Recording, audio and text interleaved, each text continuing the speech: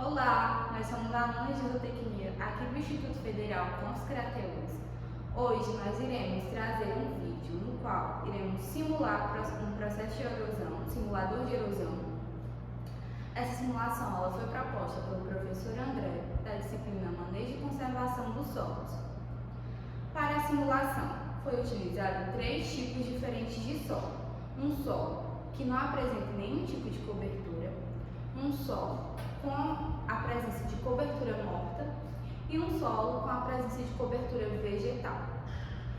Para a produção do simulador, foi utilizado galões de água, canos e mangueiras, os solos, cobertura seca e para cobertura vegetal, nós plantamos milho e capim-mombaça.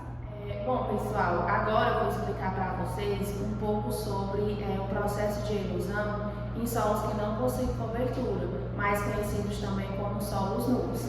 Esse solo, ele é um solo que ele não possui nenhum tipo de cobertura vegetal nem cobertura morta e, segundo a literatura, são os solos que mais sofrem com o processo de erosões, pois eles possuem uma desestabilidade dos agregados, o que facilita o processo de erosão. Pessoal, agora eu vou simular para vocês um pouco de como é que ocasiona esse processo de erosão através da chuva, através das gotículas de chuva que tem um impacto no solo e assim ocasiona um processo de erosão.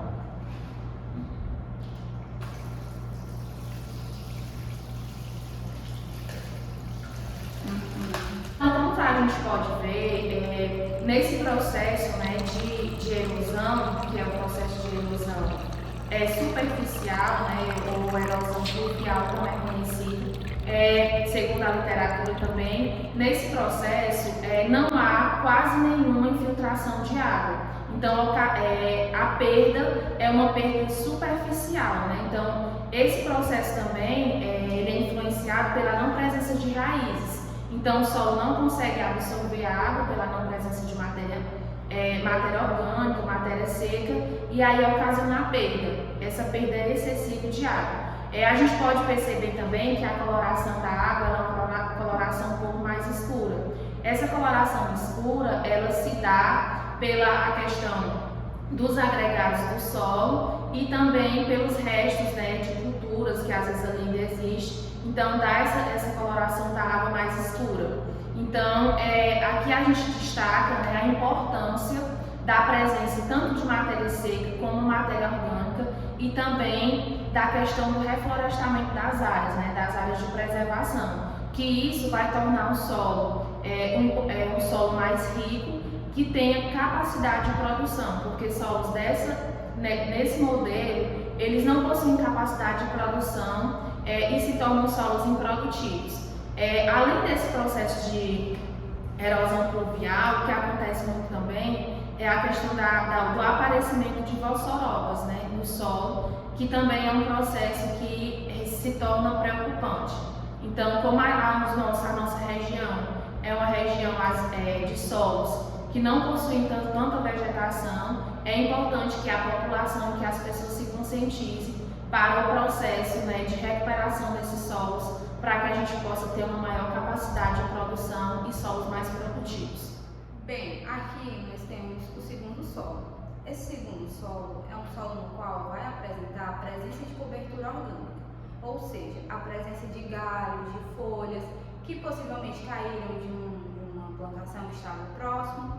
Enfim, essa presença de cobertura seca vai fazer com que, quando o impacto das gotículas de água da chuva caem sobre o solo, eles sejam menos degradantes, justamente porque ele não vai estar tão exposto quanto está no primeiro solo. Então, apenas a parte do solo, que está solto na superfície, que vai escorrer para o fundo dos rios, que seria o assoreamento, Então, por que a presença de cobertura orgânica é tão importante? Além dela evitar esses processos erosivos, que são bem prejudiciais para o solo, ela também evita a perca de água pelo processo de evaporação, reduz as temperaturas excessivas que o solo pode ter, principalmente na nossa região, que é uma região muito quente. Ela também vai reduzir os gastos com mão de obra daquele solo e também enriquece. Por quê? Porque a matéria orgânica, com o passar do tempo, ela vai se decompondo. Então, essa decomposição, ela é enriquecedora para o solo. Agora eu vou fazer a simulação de como aconteceria quando a chuva ela cai sobre o solo.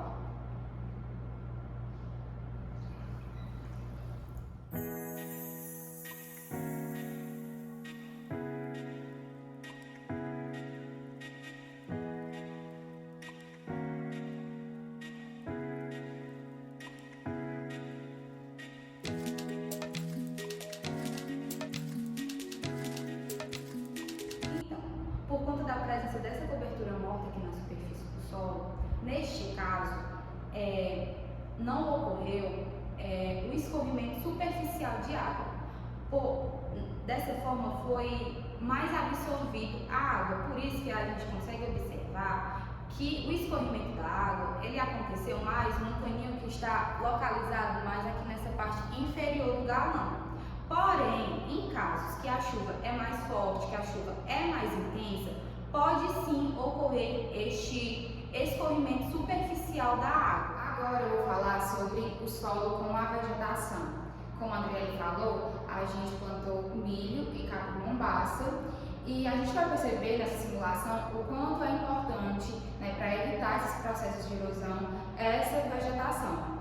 No caso, a água ela vai infiltrar melhor, né? Ela não vai escorrer superficialmente.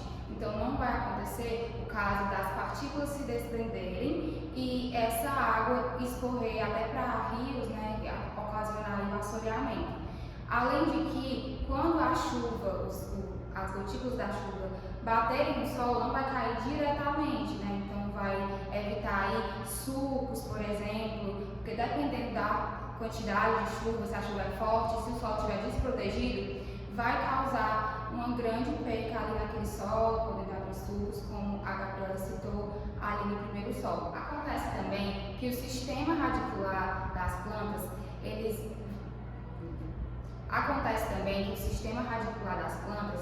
ele vai causar uma instabilidade maior nos agregados, né, fazendo com que eles não se desprendam tão facilmente e ocorra uma maior taxa de filtração. Agora eu vou simular aqui o processo da chuva nesse tipo de solo. A gente está utilizando o regador como simulador dessa chuva.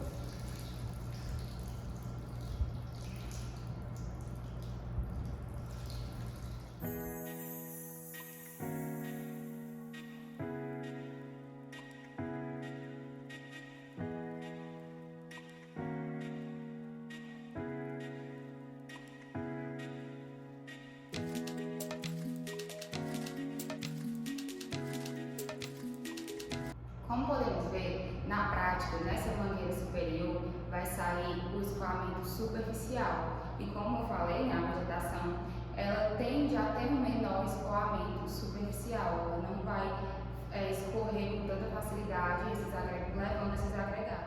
Na mangueira inferior, a gente já vai notar a água que foi infiltrada. Como vocês podem ver, ela está com coloração um pouco escura, provavelmente por conta do adubo que a gente usou. No caso, a gente utilizou esterco na hora de fazer a plantação. Com essa simulação, a gente gostaria de reforçar a importância da conservação do solo, principalmente em relação à cobertura, como a gente viu aqui nesses dois casos, sendo a cobertura viva ou morta.